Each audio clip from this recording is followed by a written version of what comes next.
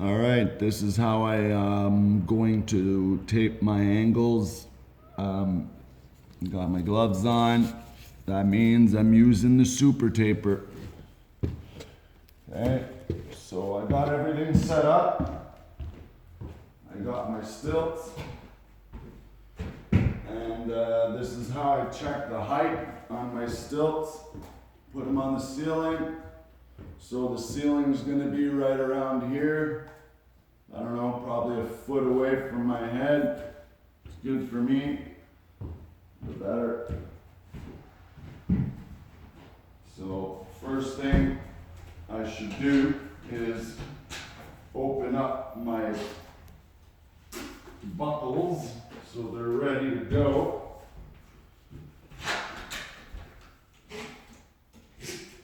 Okay, that's ready. Now, like I told you, I'm going to use my super taper. So I should probably, I always need to mix the mud around by hand just because it sucks in mud only from the one spot, right? So you want to, I just use my mixing paddle and I just mix it around. If I had one of those potato mashers, that'd be better. And see, all I use to mix my mud is this little DeWalt with a 5 amp hour, but it's got to be a brushless. It's got to be the brushless, or else you're just going to burn that drill out in no time. So put that away. Mix that mud a little bit. Okay, and we're off. So I'm going to pull as much tape as I possibly can because I don't want to go up and down. But I'm still going to put this setup on top of these buckets of mud here so I can reach it from my stilts. And that's another tip, I always carry a putty knife on me, but now that I jump up on the stilts, I'm going to put up a few putty knives on the window ledges, drills, anything. I just want to make sure that I don't need to take those stilts off and on, off and on, off and on. There's nothing worse than that, which is why I hate the stilts. The least, oh, see, now my tape's starting to get dry. Just give it a little shake, and she's back to normal. That's it. You just gotta watch, and I don't like to pull it 100 miles an hour. You could go a lot faster, but I want to make sure that there's nice, even coverage. And this is the same mud that I was using for the bazooka. It's soup. It works better when it's soupy. If the mud is too thick, this super taper does not work very well. Okay, so I'm almost good here. And see, everybody asked why this handle, but look, this handle here, it's so when the mud gets low, you can tip the bucket like that. And now the mud is going where you want it to go, at the bottom of the tool. Okay. See, now I'm getting a lot more mud on my tape, which is what I want. Lots of mud. It's easier to take some mud off with your fingers than it is to add some on. I don't even adjust that screw. I leave it wide open all the time, every time. Instead of adjusting the screw, I just adjust which angle or flusher I'm going to use.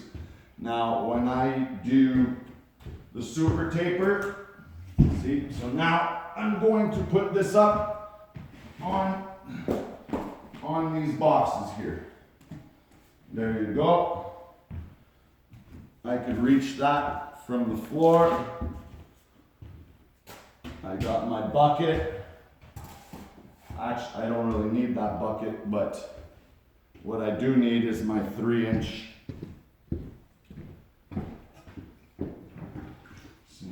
So now I'm going to remove this 2.5 inch.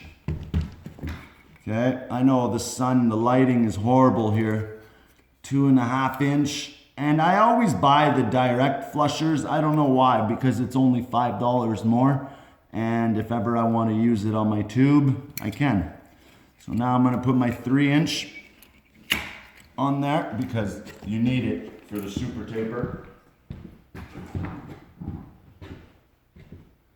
And I will just put this in a bucket of water for now.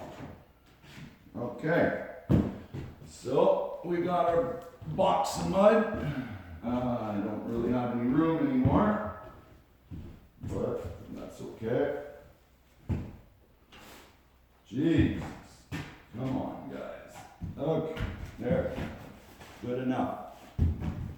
Okay, so now I'm gonna go grab myself some gloves. And there you have it. Okay, so now we're ready to go.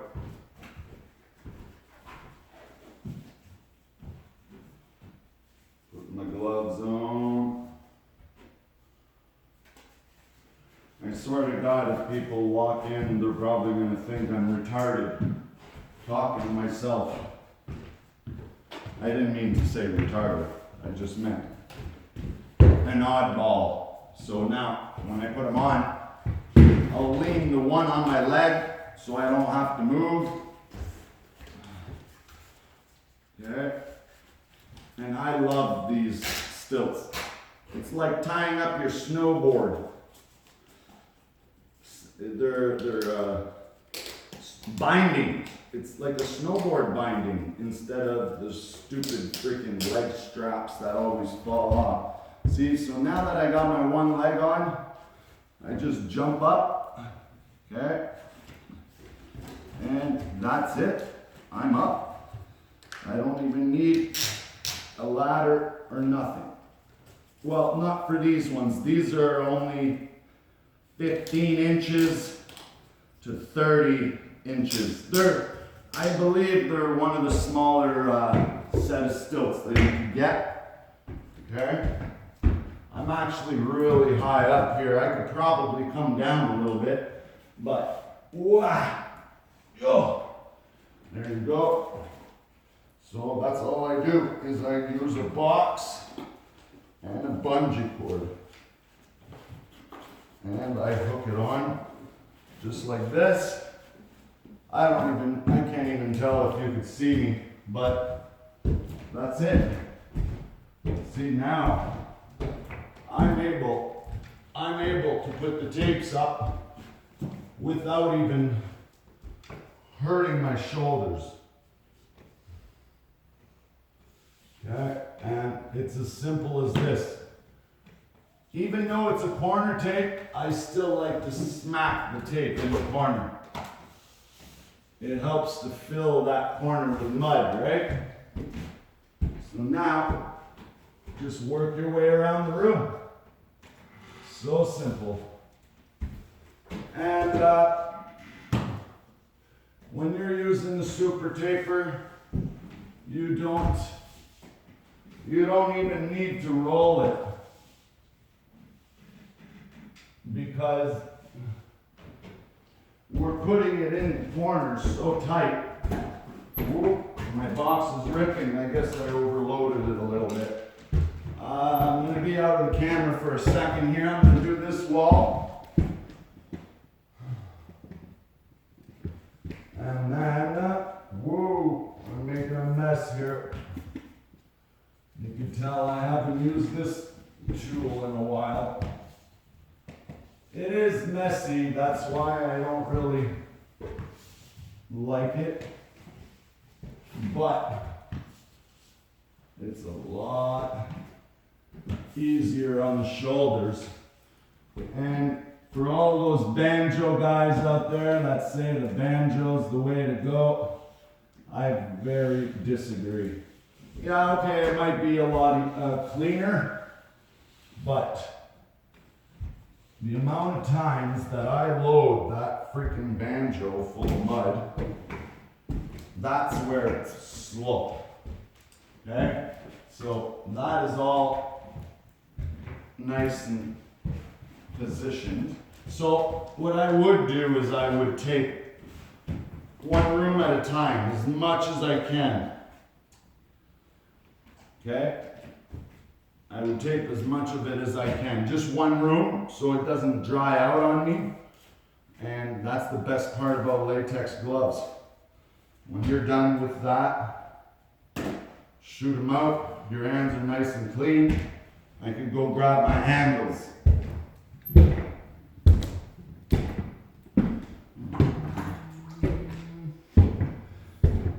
Okay, so again, I'm using my 3-inch flusher, and I don't even have to roll it because I put it in the corner pretty nice.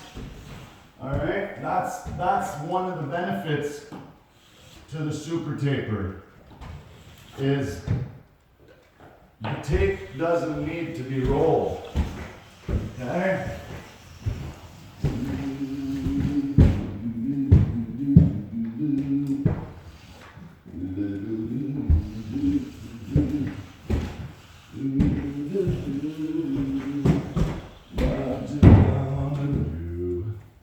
All right.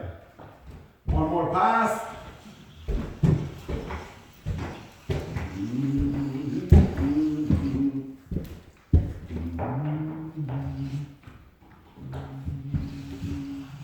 Okay, I lied. Might as well do it again while I'm coming back. Right? Now this is a little bit long here. Okay. And same thing, when I do my first pass, I don't push hard. Just enough to set the tape. Because remember, I didn't roll it. Okay? And yeah, you have to go back and forth a little bit more than usual, but it saves you the rolling process, so it don't matter. It almost works out. Oh, see, now because I didn't roll the tape, she's dragging on me. The tape is wandering on the wall because I didn't roll it. Okay, so this one here, just gotta, don't push so hard. Okay, that's it. Bingo. Beautiful. Okay, so I'll do this one from the middle. This is a little bit longer. There you go.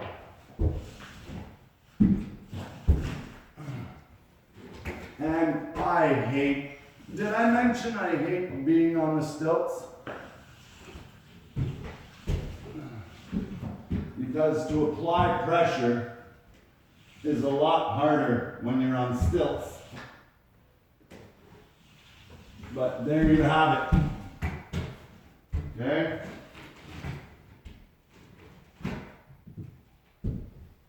There we have it. That's how I'm going to run my angles on the top. Same thing, I put it on my leg, take it off, and there you have it. So, I'm going to do that to the whole room, but you'll see how full these angles are without a glazer. Look at this. See that? Look how full that angle is. It's beautiful. It almost looks like I went, see, that's the difference from the 2.5 inch with the bazooka compared to the super taper with a 3 inch. And the screw is wide open for the mud consistency, the compound. Okay? And then, of course, when I'm done swiping all of the tapes. Then I go around and pick the corners. I don't even leave mud there. I just clean it.